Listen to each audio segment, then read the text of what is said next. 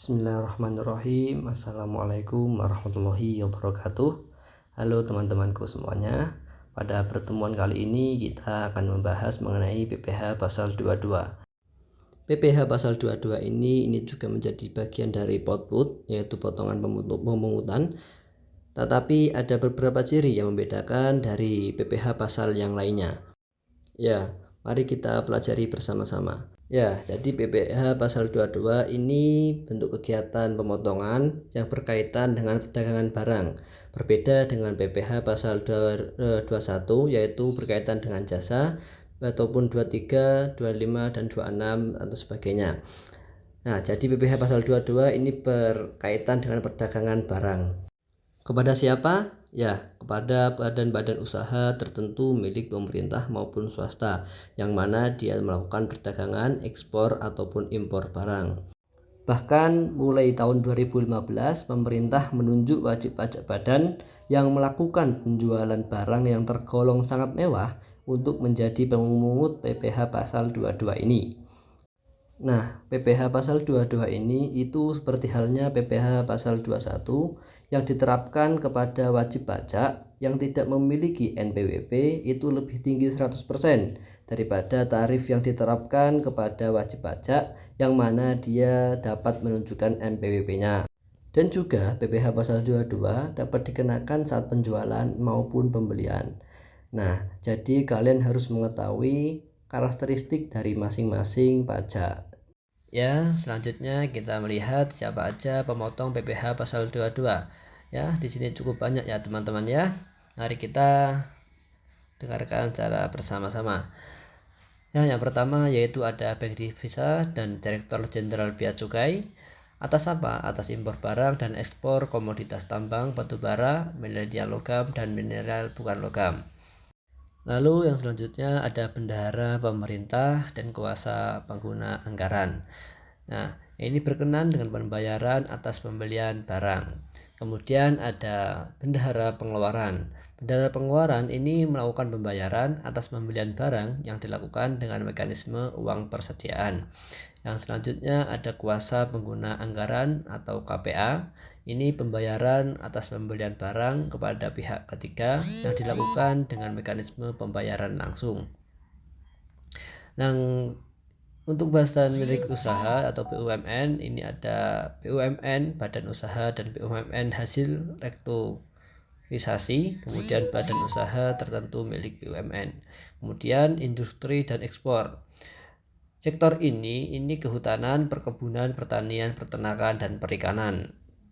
Dan masih ada lagi teman-teman, yaitu memungut PPh pasal 22, yaitu wajib pajak badan atau perusahaan swasta, satu industri atau badan. Atas apa? Atas pembelian komoditas tambang batubara, milenial logam dan milenial bukan logam dari badan atau orang pribadi pemegang izin usaha pertambangan. Kemudian ada badan usaha atas usaha industri semen, industri kertas, industri baja, industri otomotif, dan industri farmasi. Jadi ini untuk atas penjualan hasil produksinya kepada distributor di dalam negeri ya teman-teman. Terus kemudian ada agen tunggal pemegang merek atau ATPM, terus agen pemegang merek atau APM, dan importir umum kendaraan bermotor. Atas apa? Atas penjualan kendaraan bermotor di dalam negeri. Kemudian ada juga produsen atau importir bahan bakar minyak, bahan bakar gas, dan bahan pelumas. Nah, ini atas penjualan bahan bakar minyak, bahan bakar gas, dan pelumas. Dan juga yang terakhir ada wajib pajak badan yang melakukan penjualan barang yang tergolong sangat mewah.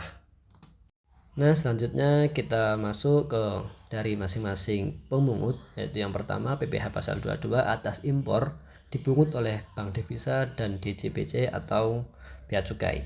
Nah, objek pemotongannya itu ada barang tertentu senilai 10% dikali nilai impor, kemudian barang tertentu lainnya itu 7,5% dikali nilai impor, kemudian khusus kedelai gandum terigu itu 0,5% dikali nilai impor jika importir itu memiliki nilai angka pengenal importir atau biasa disebut API.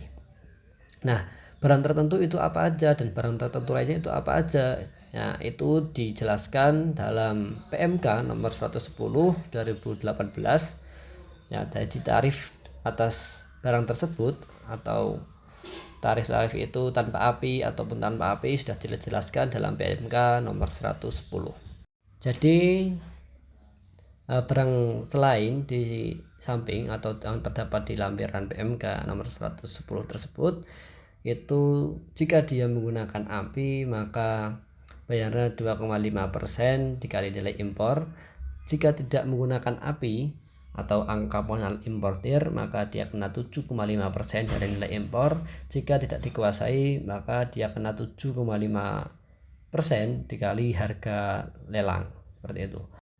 Ya, selanjutnya di sini juga ada contoh perhitungannya, yaitu PT OPK, yaitu melakukan impor. Sebelumnya untuk mencari nilai impor yang utama yaitu ada yang namanya CIF.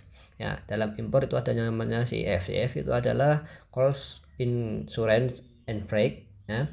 Kemudian CIF ini ditambahkan dengan nilai biaya masuk, kemudian terjadilah nilai impor yang mana nilai impor ini menjadi nilai utama dalam PPh pasal 22 ini. Nah, dalam perhitungan ini.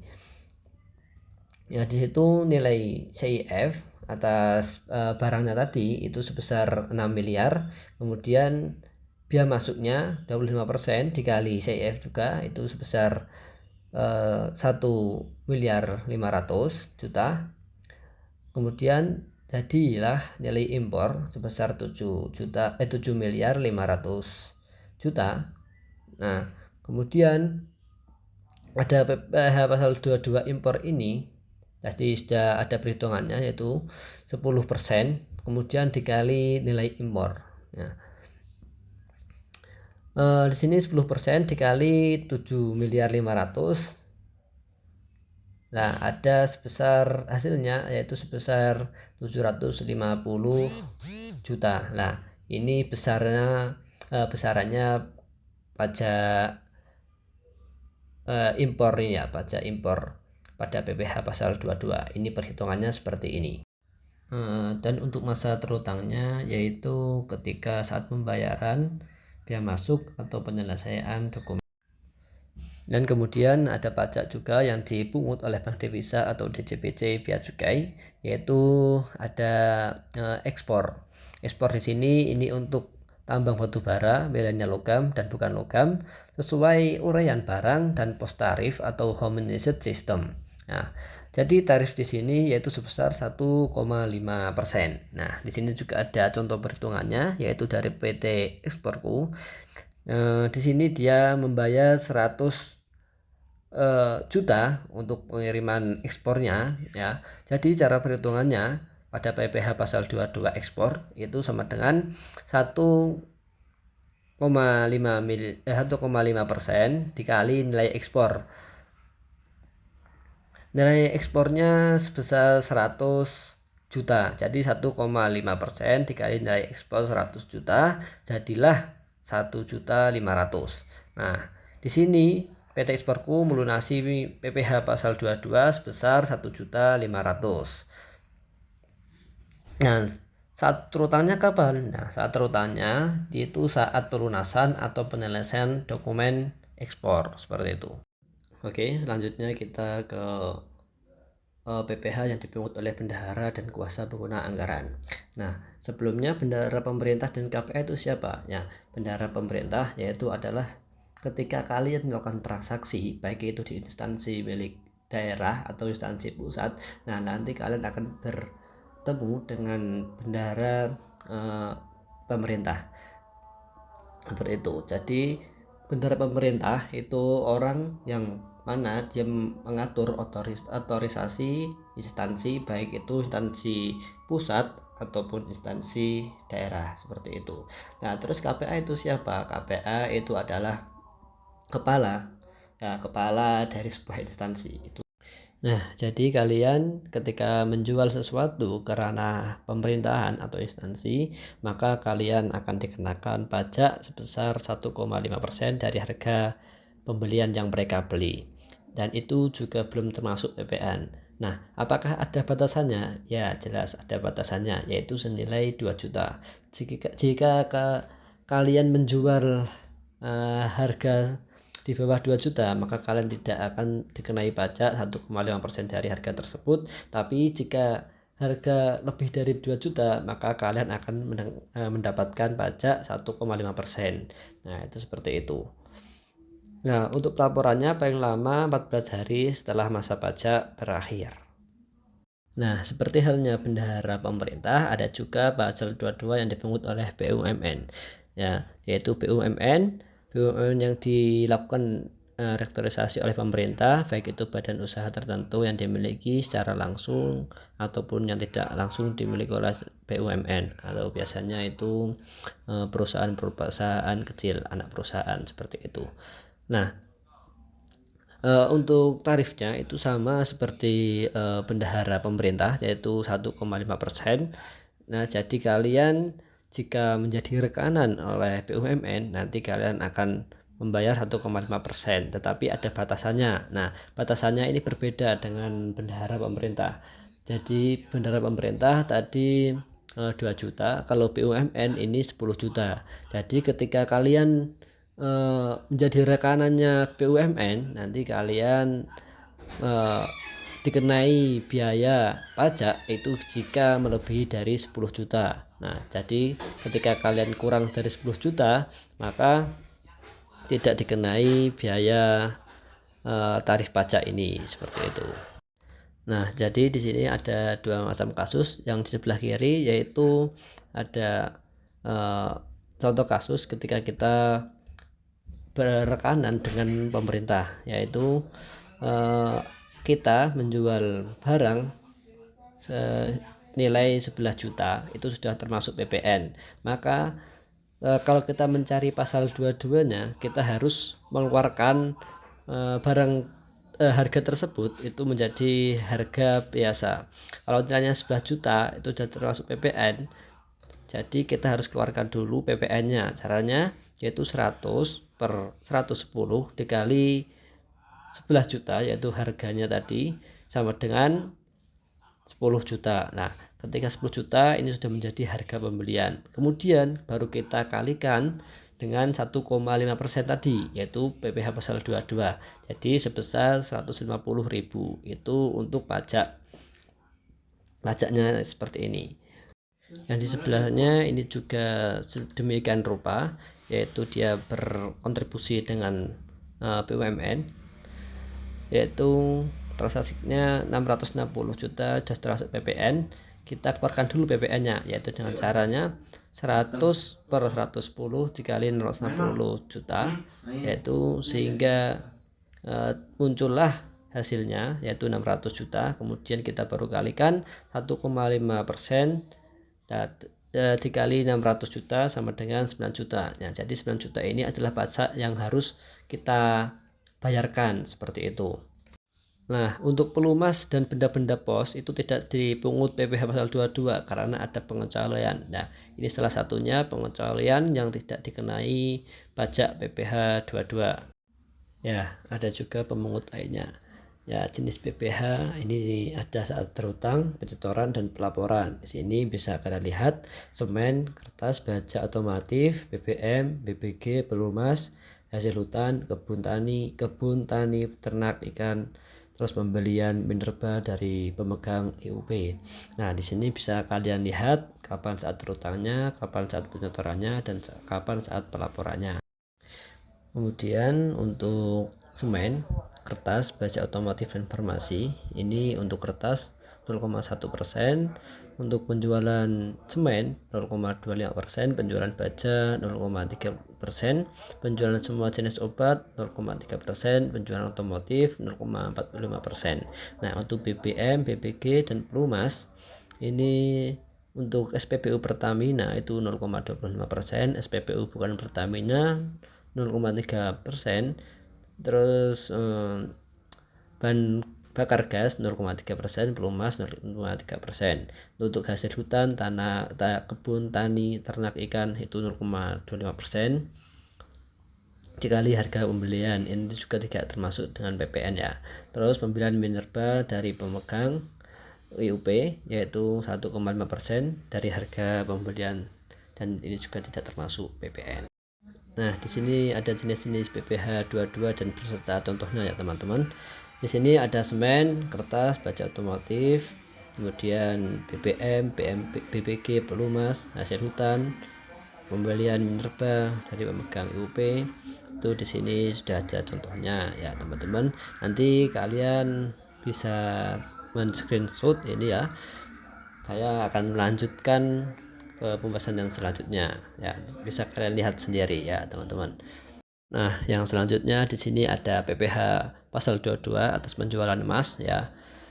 Di sini tercantum sebesar 0,45 dari harga jual emas batangan ya. Padahal dulu itu sebelumnya tidak ada pajaknya ya penjualan emas batangan ini ya, mungkin karena adanya peluang oleh pemerintah ya, kemudian diadakan tarif pajak untuk penjualan emas batangan ini sebesar 0,45%. Pemungut badan usaha yang melakukan penjualan emas batangan di dalam negeri. Nah, kemudian saat terutang itu dipungut dan pada saat penjualan ya. Kemudian penyetoran tanggal 10 bulan berikutnya ataupun pelaporan tanggal 20 bulan berikutnya. Kemudian dikecualikan penjualan emas batangan oleh badan usaha yang memproduksi emas batangan kepada Bank Indonesia, itu dikecualikan ya. Selanjutnya di sini ada PPh atas kendaraan bermotor. Nah, jadi atas kendaraan bermotor ini agen tunggal pemegang merek ataupun agen pemegang merek dari importer umum kendaraan bermotor tidak termasuk alat berat ya. Itu dikenai pajak PPh pasal 22 ini sebesar 0,45% dari dasar pengenaan pajak pertambahan nilai atau PPN. Nah, di sini ada contohnya ya teman-teman, yaitu penjualan emas dan penjualan mobil. Nah, di sini penjualannya emas itu sebesar 100 gram, yaitu sebesar 696.600.000 rupiah. Itu nanti dikalikan PPh pasal 22 yaitu sebesar 0,45%. Jadi pajak yang dikeluarkan yaitu 3.134.700.000 rupiah ya, itu untuk emas. Nah, untuk penjualan mobil ya, ini PT ABC yaitu menjual mobil senilai 3 miliar. Nah, di sini nanti dikenai pajak sama yaitu 0,45%, kemudian dikalikan 3 miliar tadi, terus hasilnya yaitu 13.500.000 rupiah, ini pajak yang harus dikeluarkan ya. Nah, ini untuk yang tadi bertanya mengenai barang-barang tergolong mewah itu apa aja ya. Ini ada rumah ya beserta tanahnya jika dijual dengan harga lebih dari 30 miliar atau luas bangunan lebih dari 400 meter persegi. Kemudian ada apartemen, kondominium dan sejenisnya dengan harga jual atau pemeliharaannya kurang lebih 30 miliar atau luas bangunan lebih dari 150 meter persegi. Ini tarifnya 1% dari harga jual tersebut. Nah, ini juga tidak termasuk PPN dan PPNBM ya, seperti itu. Kemudian ada lagi objeknya yaitu pesawat terbang pribadi, helikopter pribadi, kapal pesiar dan sejenisnya. Kemudian kendaraan bermotor roda 4, APV, Jeep, sedan, minibus dan sejenisnya dengan harga jual lebih dari 2 miliar atau kapasitas silinder lebih dari 3000 cc. Kemudian ada motor roda 2 dan roda 3 dengan harga jual lebih dari 300 juta atau dengan kapasitas silinder lebih dari 250 cc, itu dikenai tarif 5% dari harga jual tersebut. Nah, ini juga tidak termasuk PPN dan juga PPNBM seperti itu. Nah, di sini juga ada contoh lagi yaitu PT Semoga Laku menjual kendaraan bermotor roda 2 itu kepada Tuan Ali atau Mr. Ali dengan harga jual 500 juta. Nah, Tuan Ali ini sudah memiliki NPWP. Berapakah PPh yang harus dibayarkan? Ya, PPh pasal 22 yang harus dibayarkan. Ya, caranya yaitu 5% ya. Jadi PPh pasal 22 itu 5% dikali 500 juta. Nah, sama dengan 25 juta. Ini adalah pajak yang harus dibayarkan Tuan Ali, seperti itu. Nah, biasanya yang membeli barang-barang seperti ini, barang-barang yang mewah ini adalah orang-orang yang emang dia itu kaya, seperti itu. Nah, dari sekian banyaknya barang-barang yang ketika kita membeli harus mengeluarkan pajak PPh pasal 22 ini, yaitu ada barang yang dikecualikan dari pemungutan PPh pasal 22 ini, yaitu pertama yaitu impor barang dan atau penyerahan barang yang berdasarkan ketentuan peraturan perundang-undangan yang tidak terutang pajak penghasilan. Kemudian ada impor barang yang dibebaskan dari pungutan bea masuk dan atau pajak pertambahan nilai, seperti barang perwakilan negara asing yang bertugas di negara, kemudian barang kiriman hadiah, hibah, ada barang pindahan, peti jenazah atau abu jenazah, dan masih ada banyak lagi ini ya teman-teman, bisa kalian lihat di sini sampai halaman 20 ya, sampai nomor 20, sampai nomor 20. Di sini kalian bisa melihatnya sendiri nanti di PMK nomor 34 tahun 2017 ya. Terima kasih teman-teman. Jika ada kesalahan dalam penyampaian, saya mohon maaf sebesar-besarnya. Assalamualaikum warahmatullahi wabarakatuh.